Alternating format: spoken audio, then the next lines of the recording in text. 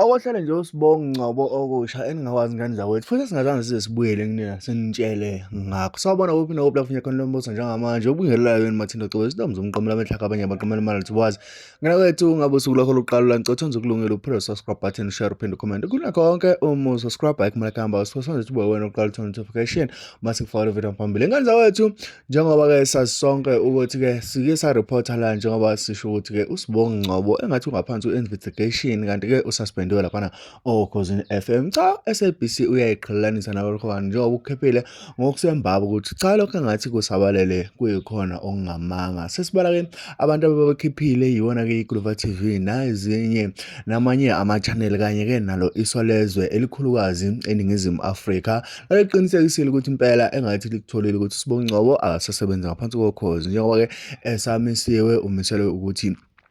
uwenza ubushompe lapha ke enkundleni enkulu eyaziwa ngoKhozi FM kulento le yokuhlukanisa unyaka kwabalwa nje kwabalwa lapho kwabalwa khona ukuthi engathi ubese nokukhwabanisa futhi imali zakwa Standard Bank lapha ke oKhozini FM kanti ke abalaleli noma ke indlela ebewenzeka ngayo lapha ke oKhozini bekunabantu abaningi abacomplainayo lapha kwazi kwabala khona kwathiwa nabasakazi bebebuye bekhala noma ke bebekhala ngaye ke lapha na oKhozini FM. I-meeting lena yokuthi usibonga suspendiwe kuthiwa yayihlelwe nabasakazi noma ke bayayena abasakazi phakathi kwathiwa yena nalabo abanye bacela ukuthi bethi uhoxa kancane noma bacela ukuthi bephumele eminyango kwase kuthiwa hayi cha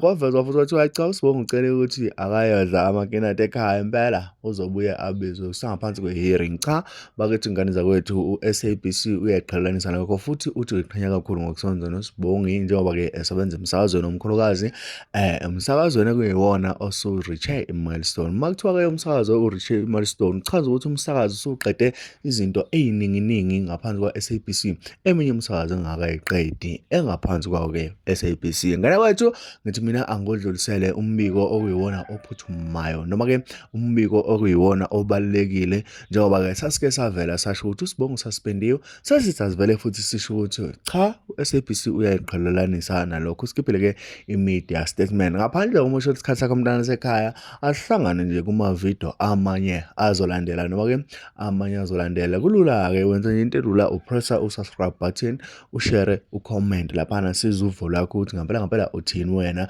ukhumbule ukuthi kufanele uyiqhelelanise nenhlamba uma kule channel phinde futhi lapha ke wenze sure ukuthi uyalike ukuze onke ama video uzothola nje special notification ngawo ngaphandle umusho isikhathi sakho ngibambe ku video ngalo mina umlelo wami uvumele ngitshela ukuthi ngiyakuthanda uvumele ngitshele ukuthi uvumelekile ukwenza noma yini ephathelene nokuhlangana noma nokuxhumana la ekhaya esiphathelene khona ukusubscribe ushare and comment umlalelo wami ubambe ku video landelayo ngiyakuthanda.